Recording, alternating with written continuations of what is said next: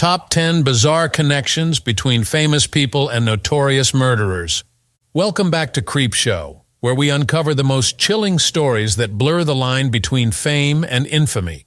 Today we're diving into the eerie connections between well-known celebrities and notorious murderers' bizarre encounters that will leave you questioning just how small this world can be. From a Hollywood legend who narrowly escaped death thanks to her father's fame, to an athlete who unknowingly shared the spotlight with infamous killers, these stories are as unsettling as they are unbelievable. So, buckle up and prepare to be shocked as we count down the top 10 bizarre connections between famous people and notorious murderers. Number 10. Peter Lorre and the Hillside Stranglers. Peter Lorre was able to save his daughter from while she was in the afterlife.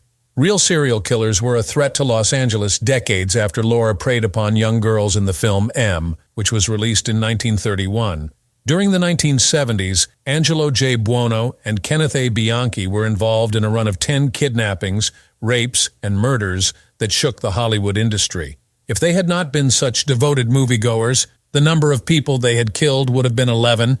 Catherine Lorre Baker, the sole child of the renowned character actor Peter Lorre, struck up a ride with the two individuals responsible for the murders on a particular evening in the year 1977. They had every intention of getting rid of her until she disclosed the identities of her parents. Baker was seen carrying about a photograph of herself with her father when she was a young girl. Both of the men were able to identify the actor without delay. Due to the fact that they were admirers of the Hungarian-American film star, the two individuals began gushing about how much they enjoyed movies like as Casablanca and The Maltese Falcon. The only reason that Buono and Bianchi decided to free Baker was because they saw the photo. This could have been done either out of respect for Peter Lorre's filmography or to avoid a high-profile casualty. Number 9. Among the Menendez brothers and Mark Jackson. Lyle and Eric Menendez were given the opportunity to live the life of their dreams in the year 1989. After the passing of their parents, they were very wealthy thanks to the insurance settlement. On the other hand, the fact that the siblings were guilty for those fatalities did not present any difficulties. During a buying frenzy that lasted for several months, the two individuals spent close to $700,000 on ostentatious and expensive items such as jewelry, clothing, and automobiles. They are huge lovers of basketball, and they couldn't pass up the opportunity to watch Patrick Ewing at his prime during the 1980s. And both of them were seated courtside as they watched the legendary player for the New York Knicks play with his teammate Mark Jackson. Jackson would go on to have a solid career as a player, coach, and television pundit for the rest of his professional life, which was still in its early stages. There was a photographer present throughout the game who took a picture of Jackson as he was in the middle of his action. There is a possibility that the Menendez brothers are present as spectators in the backdrop. The circumstances behind the shooting were not known by anyone at the time. The image that ended up being attached with Mark Jackson's NBA Hoops trading card was that particular photograph. After several decades had passed, Lyle Menendez verified that he and his brother were present in the spectator stands. Number 8. Alan Alda and Edward Edwards. Not telling lies is the purpose of the book To Tell the Truth. Edward Edwards, on the other hand, did not specialize in that area. The name Edwards was not the only issue he faced. He also had a lot of other issues. When Edwards was a young child, his mother took her own life, which may have contributed to the development of personality disorders.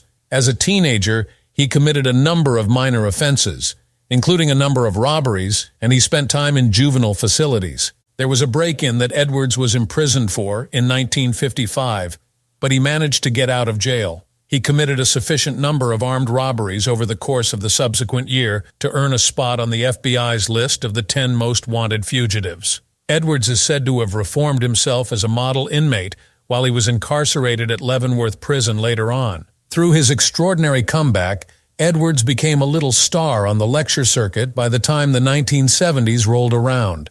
Edwards was requested to make an appearance on an episode of the popular game program To Tell the Truth in 1972 by the producers of the show. Peggy Cass, Gene Rayburn, Kitty Carlisle, and Alan Alda were among the famous people that participated in the panel discussion. Although Cass and Rayburn were the only ones who were able to identify the genuine Edward Edwards among the imitators, nobody was able to determine the ultimate truth. In point of fact, Edwards had never been rehabilitated in any way. From 1977 until 1996, he was responsible for the deaths of at least 5 individuals. The sum is thought to be significantly larger than that. Investigators with a tendency toward conspiracy theories have made a tenuous connection between Edwards and a number of well-known cases that have not been solved, including the Zodiac killings, the West Memphis Three, and the murder of John Bennett Ramsey. The oldest claimed occurrence, which occurred in 1960 and involved the murders of Larry Payton and Beverly Allen, is the one that is thought to be the most credible. In the event that this assertion is proven to be true,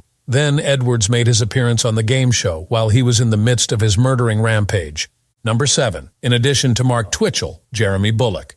As a bounty hunter, Boba Fett was a lousy candidate. As soon as the dapper Han Solo manages to get away from you, everything makes perfect sense. When even a gawky movie nerd is able to fool the galaxy defense, it is less amazing. The book of fiction was Mark Twitchell's lifelong passion. Taking inspiration from Dexter Morgan, the fictional forensic detective turned vigilante serial murderer played by Michael C. Hall, he fashioned his method of operation after them. Twitchell, a highly enthusiastic cosplayer, pretended to be Dexter Morgan on Facebook and spoke in a manner that was reminiscent of a creepy sadist. It wasn't really much of a leap to say that. This frame of mind was utilized by Twitchell in the production of the amateur film House of Cards. The main character of the movie is a serial killer who uses dating websites to catfish married men in order to deceive them into entering a torture chamber. Twitchell decided to put his craft through 2 real-life trials in order to give it a more genuine feel. Gilles Tetrault, who was supposed to be the first victim, managed to get away from Twitchell's workshop. It was not as fortunate for Johnny Altinger. Twitchell often said to the law enforcement agents that he was a passionate filmmaker while he was being held in detention for the murder of Altinger. He argued that the bloodied torture implements were nothing more than props for the future film he was working on. In order to demonstrate his credibility, Twitchell mentioned that he had directed the fan project titled Star Wars: Secrets of the Rebellion. With the exception of the fact that he managed to convince Jeremy Bulloch to reprise his part as Boba Fett, the picture was a production that was completely amateurish. Considering that Boba Fett's face is obscured by Mandalorian armor, that was a lovely gesture, but it would have been fairly worthless otherwise. The fact that Twitchell preferred the prequels implies that it was not the work of a fan who was devoted to the series. Number 6. Tom Petty and Mark Rogowski, among others. There were hundreds of people who looked up to Mark Rogowski as a role model. All of them detested him by the time the decade came to a conclusion. One may only use the term free fall to describe a descent that is that rapid.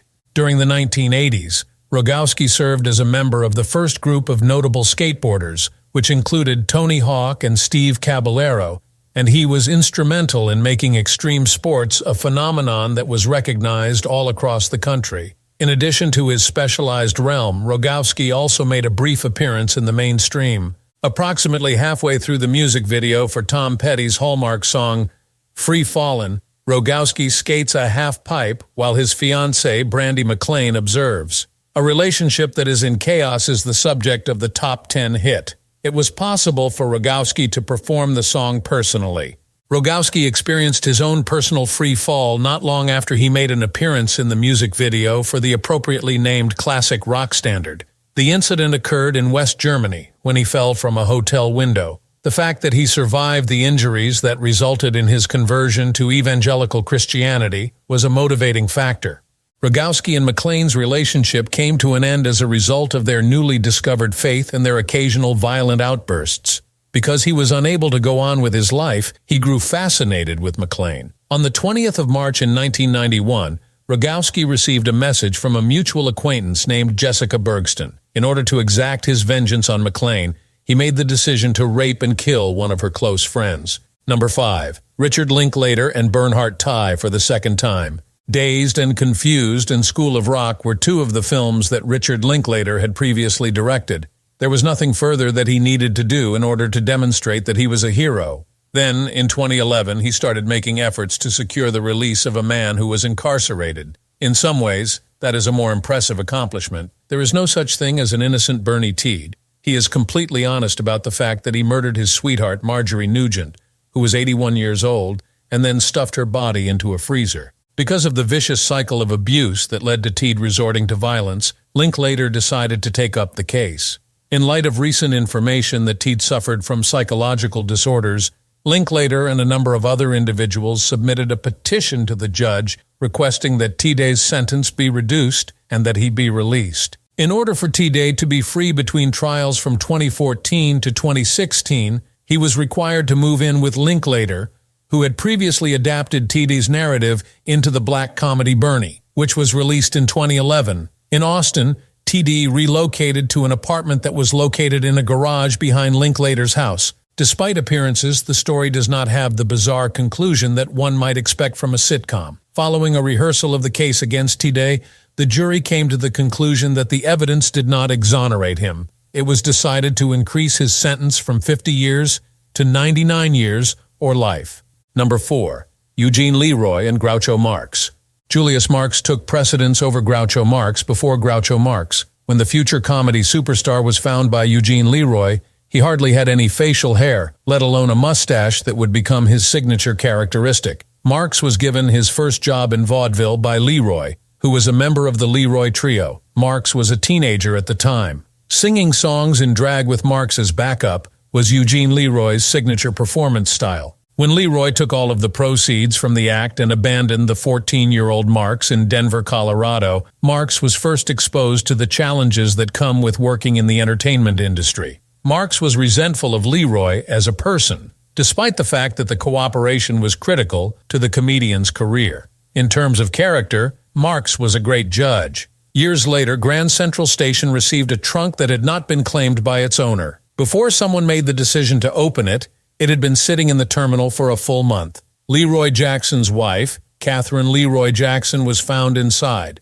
her body having been disemboweled. Jackson's secret boyfriend received the package which was mailed to him. She was so confident that Leroy would never learn about the affair that she had placed a wager on it. That wager was unsuccessful for her. There was no further sighting of Eugene Leroy. Number 3. Michael Gargiulo and Ashton Kutcher.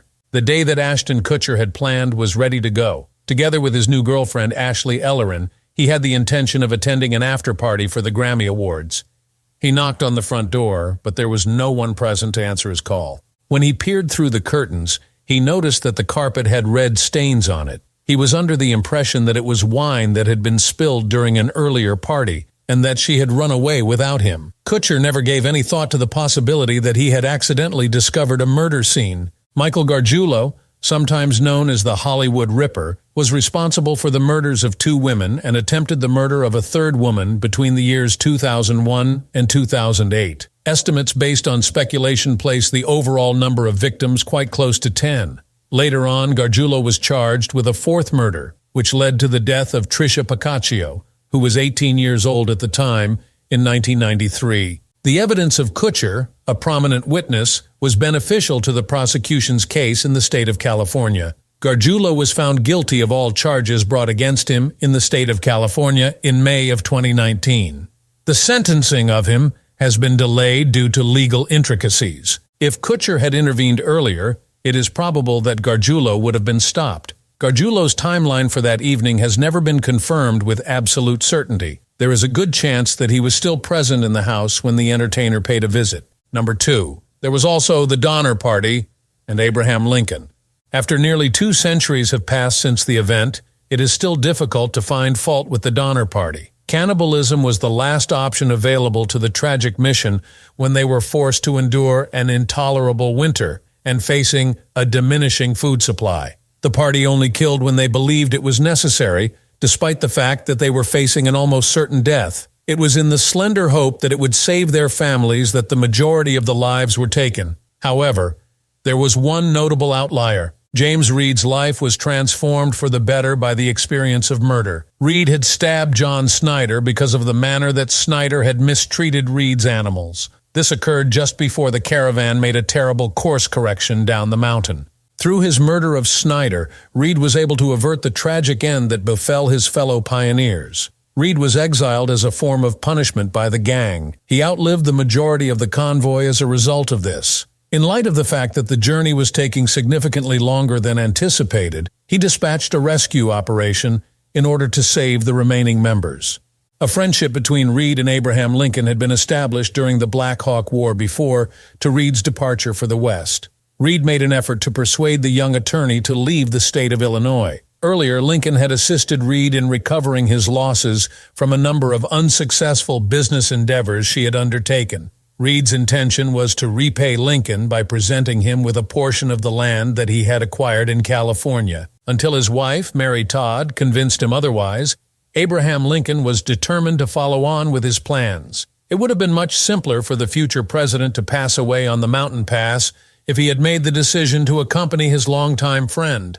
Number 1. Wilbur Wright and Oliver Crook Haugh. There is a possibility that it was an accident, or it could have been the first sign of Oliver Crook Haugh's sociopathy. In either case, nobody could have foreseen the peculiar and winding effect that a hockey stick that had been lost would have on the course of history. Oliver Haugh's worst sin, which occurred around the year 1885, was to scare his community by being a bully. When a young Haugh struck a teenage Wilbur Wright during one of the local hockey tournaments, the situation quickly descended into pandemonium. The impact with which Haugh's stick struck Wright's jaw during the altercation was so great that the future pilot required the use of fake teeth. It was necessary for Wright to put his plans for Yale on hold while he was recuperating from his injuries. He remained in Dayton in order to provide care for his mother, who was nearing the end of her life, and to collaborate with his brother Orville. Wilbur became an avid reader in order to divert his attention away from the fact that both he and his mother were in terrible health. It was in this location that he first became interested in aeronautics, which ultimately led to the historic flight that took place at Kitty Hawk in the year 1903. A much less honorable position in history is held by Haugh. He had thoughts of establishing a new race of mankind by eradicating the sick, and he fantasized of doing this while under the influence of cocaine. In order to contribute to the development of his new society, he attended medical school. Anna Margaret Eckley was the person that Haugh fell in love with while he was attending Cincinnati Medical College. Soon after they tied the knot, she made numerous attempts to divorce him, citing his violent and adulterous tendencies as the reason. Although Haugh was still married to Eckley, it is probable that he married up to 9 other women during that time.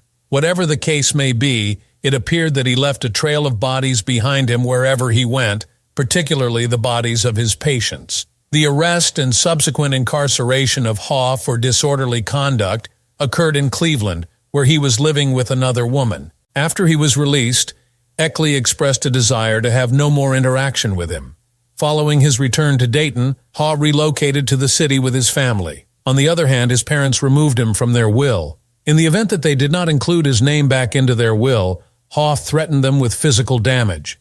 It was on November 5th, 1905, that he set fire to the house that his parents had built, leaving his family trapped within. After some time, Haugh was linked to a number of other fatalities that were deemed questionable. At least 13 individuals were most likely killed by Haugh in all. In the end, his violent actions had far-reaching ramifications on society, with consequences that he had no intention of causing. Thanks for watching this episode of Creepshow. If you enjoyed these spine-tingling tales, don't forget to like, share, and subscribe for more deep dives into the dark and mysterious. Have you heard of any other strange encounters between the famous and the infamous? Let us know in the comments below. And remember, sometimes the most horrifying connections are hiding in plain sight. Stay safe, stay curious, and we'll see you in the next video.